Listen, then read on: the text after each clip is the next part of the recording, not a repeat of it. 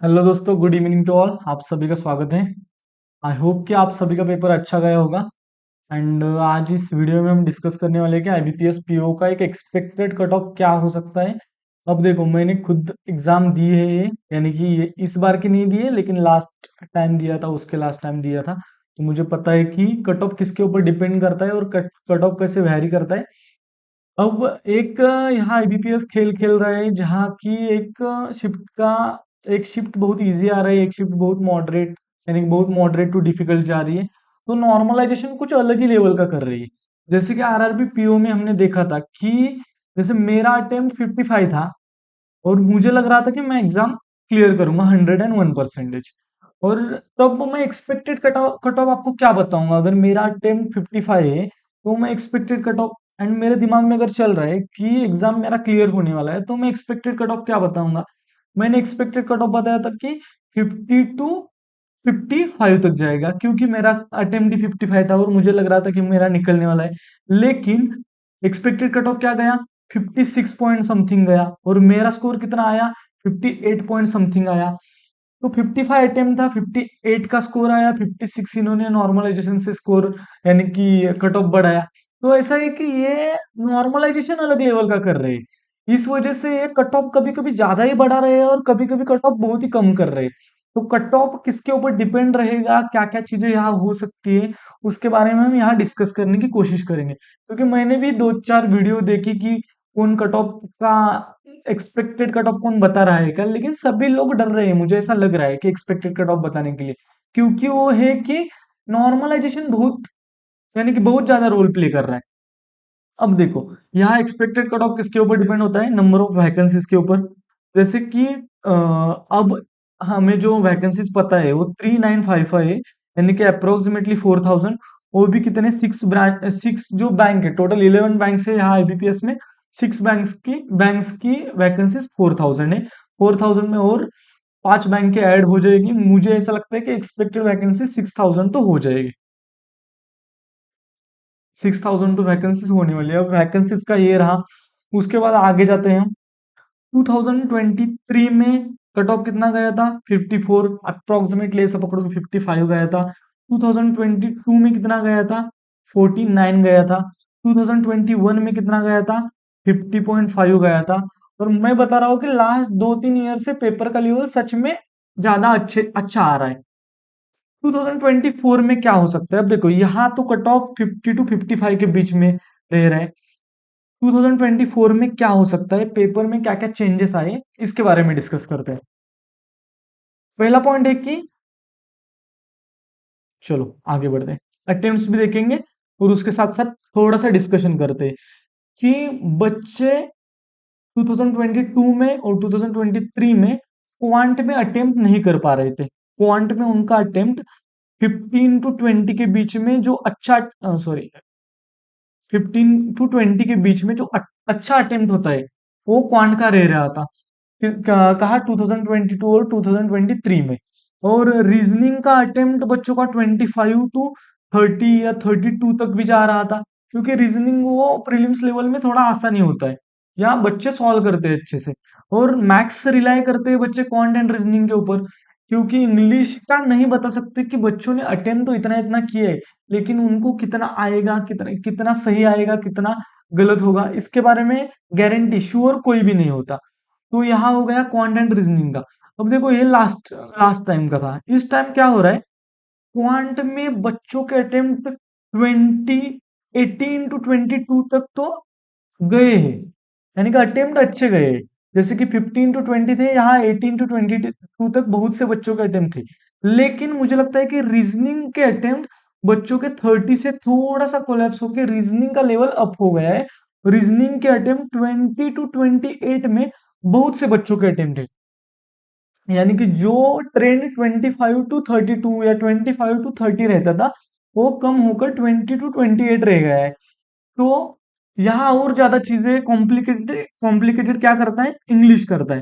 क्योंकि मैंने बहुत से बच्चों से सुना कि इंग्लिश का लेवल बहुत ही अप था, इंग्लिश डुएबल नहीं था। जैसे कि आरसी आया है, आरसी में क्या, यानी कि एक भी क्वेश्चन ऐसा नहीं था कि जिसका आंसर डायरेक्ट सॉल्व कर पाए। और आरसी इतना ज्यादा इजी डुएबल नहीं था। फिर पैराजम्बल आ रहा है, उसमें 6-6 सेंटेंस आ रहे हैं। फिर हमारा एरर डिटेक्शन आ रहा है, एरर डिटेक्शन में वो बता रहे हैं कि 4 सेंटेंसेस दिए, उसमें से कौन से सेंटेंसेस करेक्ट है, और उसमें आंसर में लिखा है कि A and B correct, B and C correct. यानी कि यहाँ इंग्लिश की डिफिकल्टी लेवल बढ़ाई है। तो कट ऑफ, मुझे ऐसा लगता है कि कट ऑफ में बहुत ज्यादा वेरिएशन, यानी कि बहुत ज्यादा डिफरेंस हो सकता है, मे बी, क्योंकि इंग्लिश के ऊपर बहुत, यानी कि कट ऑफ इंग्लिश के ऊपर बहुत ज्यादा डिपेंड करता है, क्योंकि और उसके साथ साथ नॉर्मलाइजेशन भी होगा। जिन शिफ्ट में क्वांट इजी था बहुत ही, और रीजनिंग भी इजी आया था, और जिन शिफ्ट में क्वांट डिफिकल्ट किया था, रीजनिंग इजी था।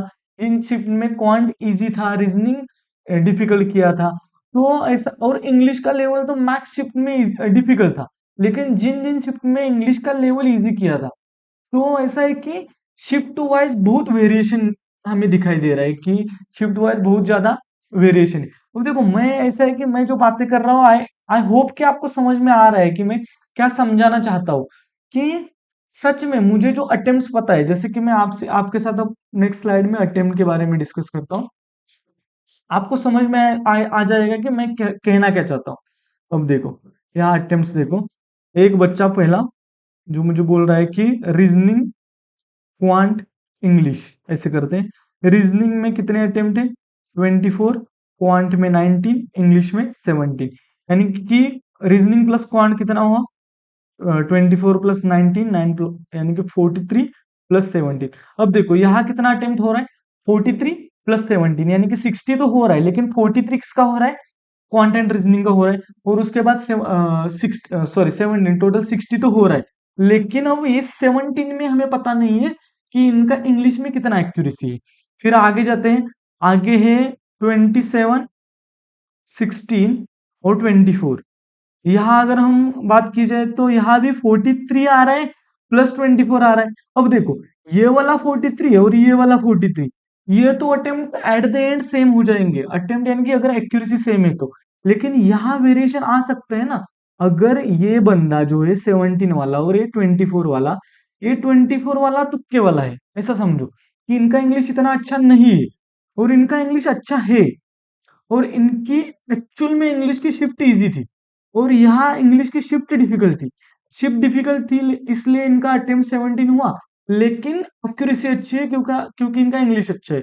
इन्होंने इंग्लिश में अटेम्प्ट तो ज्यादा कर लिया, लेकिन इनको एक्यूरेसी के बारे में पता नहीं है। आपको समझ में आ रहा है कि मैं क्या बोलना चाहता हूँ? कि ये देखो, ये 43 हो गया है यहाँ। फिर आगे बढ़ते हैं कि आगे रीजनिंग में 22, पॉइंट में 18, इंग्लिश में 23। यानी कि यहाँ कितना हो रहा है? 40 + 23 हो रहा है। यानी कि फिर 63 तो हो रहा है, लेकिन यहाँ हो रहा है 40। आगे जाते हैं, 20 20 18, यानी कि 20 20 18। यहाँ देखो, यहाँ फिर से 40 हो रहा है, और यहाँ 18 हो रहा है। फिर अच्छे स्कोर्स देखते हैं, अच्छे स्कोर्स में कितना है? अब देखो, यहाँ एक ऐसा स्कोर भी है, 25 13 और उसके बाद 20, या 25 + 13 ये हो जाएगा 38, ये हो जाएगा 20। कौन बता सकता है कि ये 38 + 20 वाला, जिसको 38 ही आए हैं कंटेंट रीजनिंग में, लेकिन इनका इंग्लिश 20 जो किया है उसमें अच्छी एक्यूरेसी है, कौन बता सकता है कि ये पेपर क्लियर हो सकता है या नहीं हो सकता है? अगर एक्यूरेसी अच्छी है और इंग्लिश पेपर का लेवल ऑफ डिफिकल्टी अगर ज्यादा है, तो हम एग्जैक्ट फिगर यहाँ ये नहीं कर रहे, यानी कि वो डिफिकल्ट हो रहा है, ऐसा मुझे लग रहा है। अब देखो आगे जाते हैं हम, थोड़े बहुत बच्चों का देखो, 30 रीजनिंग में, 21 क्वांट में, और इंग्लिश में 23। अब देखो यहाँ इनका हो रहा है 51 + 23। अब आराम से इन्होंने इंग्लिश में 10 मार्क्स भी लेके आए, और यहाँ एक्यूरेसी है, तो इनका 101% प्रीलिम्स क्लियर होने वाला है। उसके बाद दूसरा है 25, 24 और 29। अब देखो, ये हो रहा है 49 + 29। 49 में अगर इस 29 में से अगर 10 भी मार्क्स आ गए, तो ये वाला भी हो जाएगा। फिर दूसरा है कि 13 15, सॉरी 30 15 एंड 18, तो ये 45 + 18 आ रहा है। उसके बाद आ रहा है कि 30 18 और 17, यानी कि ये 48 + 17 जा रहा है। अब देखो, यहाँ डिस्कस करते हैं कि अब इससे भी अच्छे बच्चों के अटेम्प्ट है। मैंने बहुत से वीडियोस के नीचे कमेंट्स में देखा है कि बच्चों के अटेम्प्ट 76 है, 79 है, 80 है, 65 है, 60 है, 62 है, 58 है, 55 है। अब क्या अटेम्प्ट मैटर करते हैं? नंबर ऑफ अटेम्प्ट्स मैटर करते हैं, मुझे लगता है क्वांट एंड रीजनिंग के। अब देखो, क्वांट प्लस रीजनिंग के। ऐसा क्यों बोल रहा हूँ? क्योंकि क्वांट एंड मैथ्स बच्चों का मैंने देखा है कि इंग्लिश में एक्यूरेसी इतना ज्यादा नहीं रहता, लेकिन क्वांट एंड रीजनिंग में जितना किया है उतना एक्यूरेट रहेगा।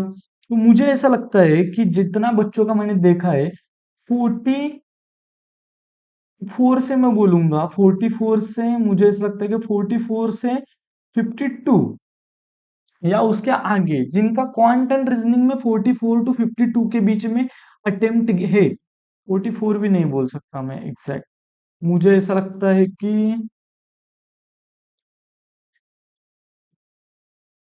42 प्लस 12, 42 प्लस 52, सॉरी 42 टू 52, इसके बीच में जिनका भी क्वांट में अटेम्प्ट है उससे भी अच्छा कि 48 या 46, 48, 49, 50, इसके बीच में जिनका है उन्होंने तो मेंस का प्रिपरेशन उनका स्टार्ट करना है। जिनका अटेम्प्ट 42 टू 52 यानी कि 42 टू 46 में बोल सकता हूँ उसके बीच में है, उनका कैसा है? अगर उनका अटेम्प्ट समझो 42 है और इंग्लिश इनका अच्छा है और इन्होंने 18 ही अटेम्प्ट किया है और 16 का टोटल अटेम्प्ट हो रहा है, 56 तक इनका स्कोर जाएगा, तभी भी पॉसिबिलिटी है उनका प्रीलिम्स क्लियर हो सकता है, लेकिन श्योर नहीं है हम यहाँ। तो यहाँ जो बच्चे 38 टू 42 या 44 के बीच में रिलाई कर रहे हैं, उनका ऐसा है कि उनका इंग्लिश के ऊपर बहुत ज्यादा डिपेंडेंसी है, कि इंग्लिश इनके यहाँ मैटर करेगा, कि इनका इंग्लिश की वजह से प्रीलिम्स निकलने वाला है, नहीं तो इंग्लिश की वजह से प्रीलिम्स वो फेल होने वाले हैं। तो ये वाला बात हो गई, ये वाली बात हो गई। और जिनका अटेम्प्ट 45 टू 52 या 53 तक है, इसका कंटेंट रीजनिंग का, उनको मेंस का प्रिपरेशन अभी से स्टार्ट करना है। अब देखो, जिनको डाउट है खुद के, यानी कि जिनका आईबीपीएस पीओ नहीं, सॉरी आईबीपीएस क्लर्क नहीं निकला था, आरआरबी क्लर्क नहीं निकला था, आरआरबी पीओ भी नहीं निकला था, और जिनको यहाँ उनके यानी कि उन्होंने जो क्वेश्चन सॉल्व किए हैं या 42 अटेम्प्ट किए, 40 अटेम्प्ट किए, और उनको डाउट है कि हमारा प्रीलिम्स निकलेगा या नहीं निकलेगा, उनको मैं सजेस्ट करूंगा कि अगर आपको ऐसा लग रहा है कि आपका प्रीलिम्स निकल जाएगा, तो आप 60% प्रिपरेशन 60% मेंस का कीजिए, और 40% आपको एसबीआई क्लर्क के ऊपर रिलाई करना चाहिए, एसबीआई क्लर्क का प्रिपरेशन स्टार्ट करना चाहिए। क्योंकि यहाँ आप देखो कि आपका अगर प्रीलिम्स इतना एज पे रह रहा है, तो आप मेंस क्लियर कर सकते हो क्या? तो यहाँ ऐसा कि, यानी कि देखो, इमोशनल नहीं होना है। आईबीपीएस इमोशंस नहीं देखता है, सच में मुझे तो ये पता है कि आईबीपीएस कुछ भी इमोशंस का उनके ऊपर कुछ नहीं होता। तो ऐसा है कि अगर आपको आपकी सिचुएशन पता है कि आप क्लियर करने वाले हो या नहीं हो, अगर आपको 101% लगता है कि पेपर देने के बाद ही आपका अटेम्प्ट अच्छा है और आपका होने वाला है, तो मेंस का प्रिपरेशन अच्छे से कीजिए, लेकिन एक एक तो एसबीआई क्लर्क की मॉक लगाइए, ये बोलूंगा।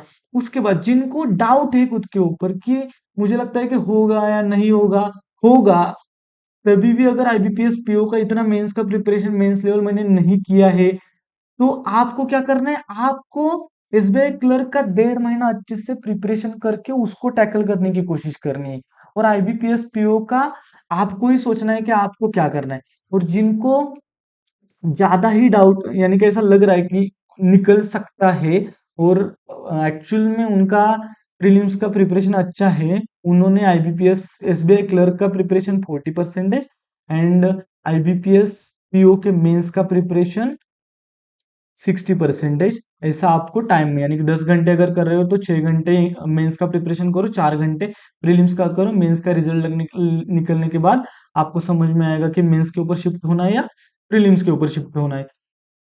एक कंप्लीट दिमाग का गेम होता है। देखो, मैं बोलता हूँ कि आईबीपीएस ट्रैप है, ये 4-5 महीने बहुत ज्यादा ट्रैप होते हैं। जिन्होंने पहले 4-5 जनवरी टू मई वो 4-5 महीने अच्छे से प्रिपरेशन किया है, उनके लिए ये सपनों जैसे दिन होते हैं। और ये जिन्होंने अच्छे से प्रिपरेशन नहीं किया है और थोड़ी बहुत मेहनत में कमी है, को सपनों से जगाने वाला टाइम होता है। तो आपने क्या किया है आपको पता है, और कभी-कभी लक भी मैटर करता है, पेपर ही गलती से एक पजल में स्टक हो गए और गंदा गया, तो सैड या दुखी होकर कुछ क्या ही कर सकते हैं ना हम। आपको आगे बढ़ना है एसबीआई क्लर्क के लिए, आप जाओ उसका प्रिपरेशन स्टार्ट करो, अभी से करोगे तो अच्छा ये होगा। और यहाँ अगर एक्सपेक्टेड कट ऑफ अगर डायरेक्ट बोला जाए तो मुझे लग रहा है कि फिर से एक बार 50 टू 55 के बीच में रह जाएगा।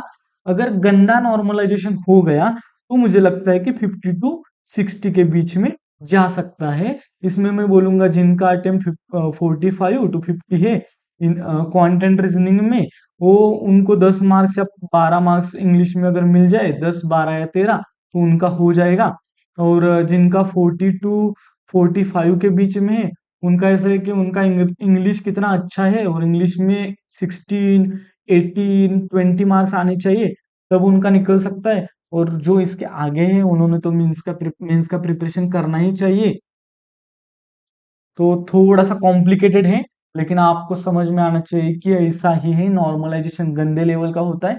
इस वजह से ये मेरा भी जो मैं भी यहाँ वहां जो जा रहा हूँ वो उसी वजह से जा रहा हूँ, क्योंकि आपको सभी यानी कि सभी पॉइंट समझ में आने चाहिए कि ऐसा भी हो सकता है, ऐसा भी हो सकता है।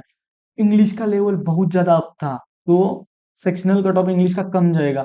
और क्वांट रीजनिंग के सेक्शनल कट ऑफ के बारे में आप सोचो ही मत। जो प्रीलिम्स में क्वांट रीजनिंग के सेक्शनल कट ऑफ के बारे में सोचता है, वो प्रीलिम्स क्लियर नहीं कर सकती, क्योंकि वहां आपको 45 तक लेके आने हैं। तो आपको 20 मार्क्स तो लेके आने हैं, तो उसका कट ऑफ तो सेक्शनल तो 15 से कम ही रहेगा ना, तो उतना मार्क्स तो लेके आना है आपको। तो आई होप कि आपको समझ में आ गया है।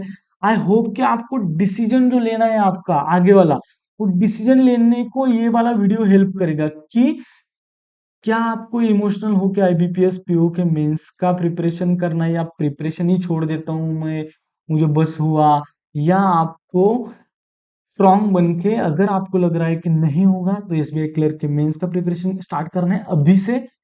तो आप आगे बढ़ोगे बच्चों से, बाकी बच्चों से, या आप वो डायलेमा में हो कि हो गया नहीं होगा, हो गया नहीं होगा, तो आपको खुद से बैठकर खुद को ही बताना है कि क्या करना है।